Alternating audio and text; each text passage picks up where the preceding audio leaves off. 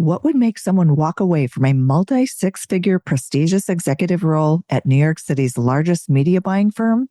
Today, I'm sharing my recent conversation from the How to Scale a Business podcast, where I reveal why I turned my back on corporate success to pursue something more meaningful.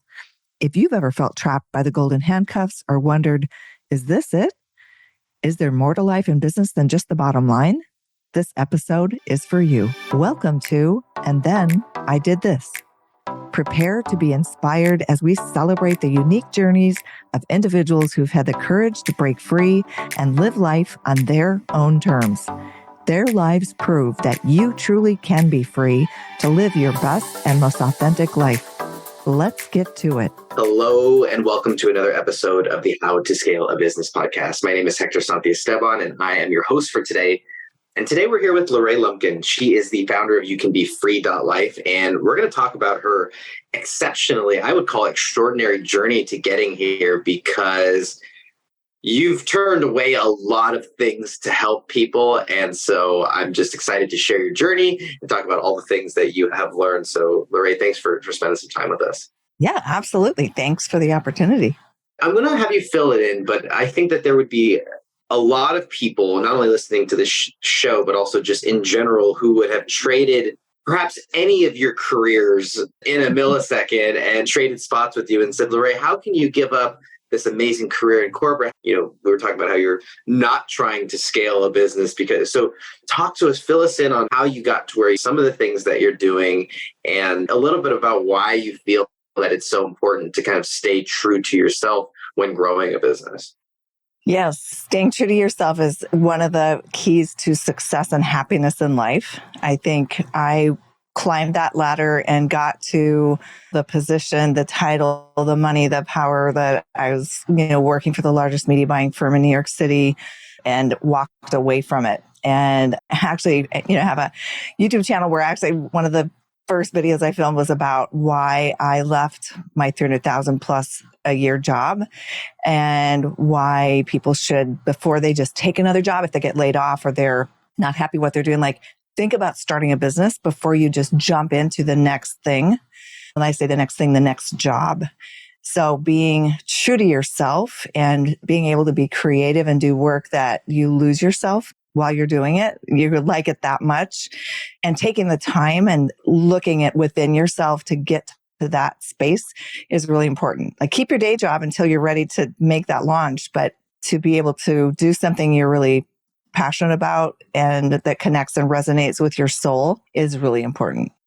LuRae, I'm curious about the transition because I was fortunate enough to be around the personal development space and see that. And then I've also noticed that there is a large group of the corporate industry and corporate workforce that those are almost polar opposites, where the personal development, working on yourself, and the corporate culture, if you will, are not totally aligned. And some people might say that they're at odds with each other, but you decided to kind of make that shift and dive in fully into that world and really helping people transform themselves. Was that a difficult transition? Were you met with opposite people look at you kind of strained and going you're going to be a what? And you're going to do what? I'm just curious how that kind of played out for you. It was interesting because as I transitioned from New York, I transitioned over to the head of global media for a company based in Southern California. And the CEO actually was a Harvard grad. It was a company that was in growth mode. And one of the things that he really liked about me was that I was I became a life coach. And so I incorporated de-stress Fridays, optional meditation on Friday afternoons. I had the head of HR actually come to me at one point and asked me, what are you doing? Because you have the highest engagement rates of employees. You have the highest billability. You have the greatest retention. What are you doing? And so I started to share with her, these are the things I'm doing. I would have work family meetings where I would have people, if someone was pulled away by another company, I was like, I'm going to sit at the head of the table and pretend that I'm not in this role because I really care about your experience while you're here. You spend a bunch of time while you're here. So I think my transition out wound up actually being when I went back to New York, that agency was acquired. I helped them double their revenue. We went from like 6 million to 12 million in like 3 years, which as a startup, they hadn't won a new customer for like 18 months. And so when I left there, waited till my options vested, already had the role in New York secured, the CEO that I reported to in New York asked me to fix the culture if I could. Fix the culture. And I was the head of client development for search and social for the largest media buying firm. So all the biggest brands in the world, I was helping and had a team of directors. So it was actually embraced. And at one point I met with them and said, you have a 46% turnover rate. You're better off having me focus on culture exclusively than to have me do this other work, because I got a team of directors that are fully capable of doing that. So I think I actually posted something on LinkedIn today that said it's time to focus on co-opetition and put collaboration and co-opetition, put competition to the side. If we took every operating budget in the world of the biggest companies, we wouldn't be able to do everything that needs to be fixed in the world right now. So that's where my head is at. Yeah, it's such a great story, and cool to see that you were able to find a culture that was able to kind of embrace that. So I would love to know, is there anything that you take away from those that you feel are must-dos no matter what? I love those individual events and workshops and meetings are so powerful. Are there amongst those, are there other things that you carry into the organizations that you're working with or with the people? And maybe even for individuals, are there things that individuals can do that are like that, have that same kind of effect? Yeah, I would say that I will say, and this probably stems from a regret. One of the regrets I have is that I stayed following the money longer than I should have. And you start to lose yourself. And there's the good chance of losing yourself in the money, the title, because I did have one of those conversations with someone I was mentoring and let them know I'm going to be resigning. And like, why? You're like at the pinnacle. Like you're where, like we're all striving to get there. And I said, yeah, and I'm ready to jump. You ask, are you on your path? Are you on your life path? Like, where's the road? I lost the path a long time ago. And so doing things that balance the achieving, and I got all the accolades, I call the President's Club over and over and over again. But if it doesn't fuel your soul and it's not fulfilling, for me, I'll say my goal was to be the VP of marketing for a Fortune 500 company when I graduated from college. I did that in 13 years. And then I was like, this is not at all what I thought it was going to be. So that was when I first jumped out into my own endeavor. I had 2 young girls and I was a single mom and mortgage. And I prepped for 6 years before I did that. Staying true to yourself. I still got pulled back into the corporate. I left my role in New York in 2015. And so, like 8+ years now independently doing my own thing. So I would say to people, make sure you're taking time to do the things that fuel your soul. Don't just focus on making money and getting the next promotion, because that's not what's going to sustain you for the long term. You talk about growing a business. You need to feel like you are balanced within yourself and not just focus on the money or any of those illusions, because literally they are illusions. I know when I talk about some of these things, it can seem like pie in the sky, artsy fartsy, woo woo, okay, but how are we going to pay the bill? Like they almost passed it off with this, like it's not practical, like it's not pragmatic. But what I seem to appreciate about you is that you seem to make it, that it seems very pragmatic, very practical. So how do you approach that and help people to see that this is something that can actually create results, that can actually do something with their lives? Yes, I think part of the criteria that I set up for myself, like with the agency that I have, is that I had a criteria that I would only work with companies or clients who were out to make the world a better place. And so if you look at Instagram for llmyc.agency, I only will work with companies. I literally refunded someone's money who had paid a deposit and they were strictly money driven. And I sent the money back, certified check in the mail that they had to sign for it because it wasn't in alignment. So I would say the work, I do a balance of like healing work, helping people. I'm a breathwork detox facilitator also. So helping people be free emotionally and then financially be free. Your relationship with money, having a good relationship with money is like a starting point, and you need to have a foundation of whatever it is that you're going to do, that it's in alignment with what your values are. If it's out of alignment, that's one of the first things you can do. If someone doesn't want to go to youcanbefree.live, I've got a couple free things you can download that are like just a series of questions you can ask yourself that get you to your own truth.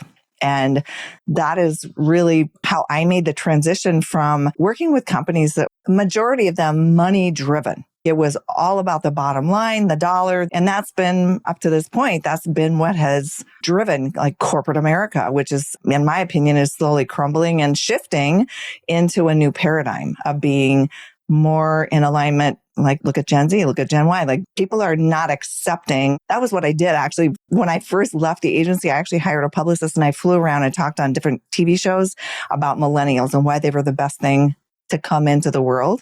I actually went to the United Nations as a guest for a 3-day thought leadership when they brought all of their millennials into the United Nations in New York City for the first time ever in history. I will say the biggest thing people have to do is just get to your own core, because if you get in alignment with what I'll say stirs your passion, what makes you feel at ease with the work, the options that we have, it's not a matter of, okay, I started this because my parents wanted me to do it and I'm stuck doing it now the rest of my life. No. Stop and look. You can map a plan. It doesn't matter where you are. You can map a plan to something that inspires you, and you can make money doing it. That will be, I would say, I'll go back to any clients that I work with. They are making the world a better place. And that's my criteria to be able to support their efforts and do what they're doing in the world.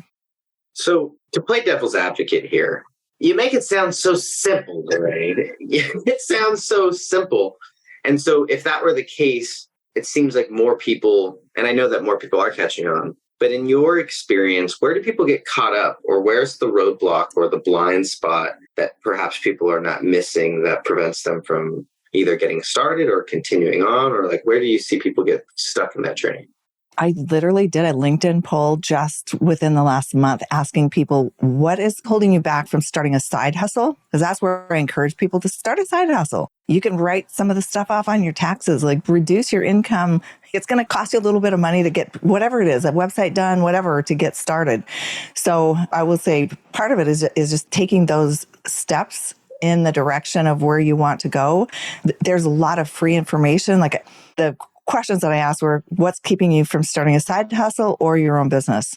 And like a couple thousand people responded, and it was either, I don't know where to start, or I don't know how I'll get clients. And then I left it open, like something else, put it in the comments. And so there are people who want to do this, but they just don't know. So I literally wrote the Business Startup Blueprint, which is just the steps that you take to get yourself started. And the first step is just acknowledge that you're not happy with what you're doing and you want something else. It's not like flip a switch and I will say when I first started out, I tried things that I did color change apparel. I was writing Disney and 3M, and because I had gone to exploring different options, I'd gone to like an event where that was an option, like tax, something to do with taxes and property taxes. That was another thing I pursued. And then I realized my knowledge and my experience, one, it allows me to work from anywhere. So I've lived in the Caribbean, I've lived, in New York, Southern California. Like that's something you have to think about when you're choosing what is it you want to pursue. Do you want to stay stationary where you are and be locked down with a business that is a physical location? Or do you want autonomy to be able to live where you want to live? It's a process though. So I tried different things and have found, okay, this is the direction I'm going in. This is what inspires me.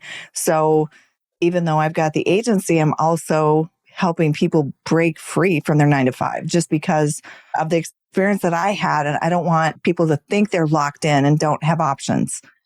Such a great message. And I think so important for people who are stuck. I know I was fortunate enough to be in a sales job. It was corporate-esque, but in the same realm, you feel like you're not doing something that's in alignment with what you're meant to be doing. And there's every moment that you continue to do it, there's something that feels off. So it's great that you're encouraging people to, to take that leap. I have one more question for you, but before we do that, where can people go and find out more about you or get connected with the coaching, or kind of like how do they go deeper? Yep. You can connect with me on LinkedIn. So you can go to just my name, LuRae Lumpkin. Actually, it's LuRae Lumpkin on LinkedIn, and you can be free.life. Takes you to the link tree with several different things that I'm like offering people free things just to get started, to get out of your own way so you can live your life with more freedom. And there's a link to the YouTube channel there too. So if anyone has interest in that as well. So that's the best way.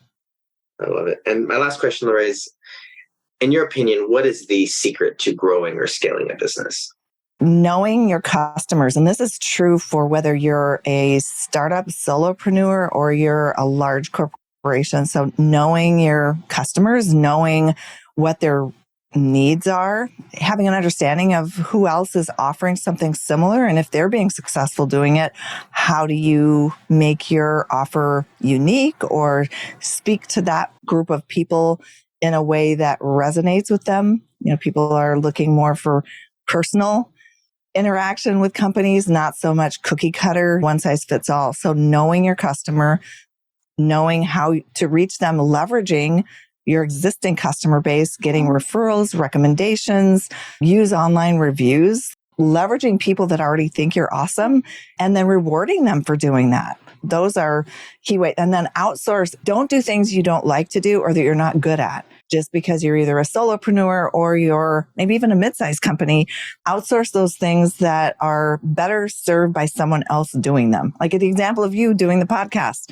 You have a podcast company for people that, you and I need to talk after this. So have other people do the things that you're not, and spend the time doing the things that you're best at, and have a vision for where you're going. And we all need a roadmap. It's like, if you don't have a roadmap or a vision of where you're going, you won't know if you ever got there. Right. So those would be the key. You'll end up somewhere. Right. Yeah. So those are the key things I would say. Make sure like as I had shared earlier, I've had experience with both being funded by someone and then independently growing grassroots, and just know, what are you willing to give up? You want to grow, but if you get investors, you then have other people to answer to, that they have a bigger say in how you are moving forward, and it changes the dynamics of the company. So just have your vision and know how you're going to grow it going forward, and how big is big enough. Great questions. The website for LuRae is youcanbefree.life. I encourage you to also go and get connected with her on LinkedIn as well. I want to thank you for being here with us today. Yeah. If you guys enjoyed today's episode, please leave a rating or review wherever you guys get your podcast. Go get connected with LuRae, and please send this to someone who is scaling a business, growing a business, thinking about starting one. We'd love to grow the tribe together. We appreciate it as always. We'll see you on the next one. Later, y'all.